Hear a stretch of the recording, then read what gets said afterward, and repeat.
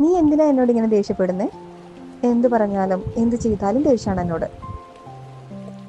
സങ്കടായോ? Sorry. എടോ, എന്നെ വിട്ടുപോകില്ല എന്ന് ഉറപ്പുള്ളവരോട് മാത്രമേ ഞാനിങ്ങനെ ദേഷ്യപ്പെടാറുള്ളൂ. അത്ര കിറപ്പാണോ ഞാൻ പോകില്ല എന്ന്?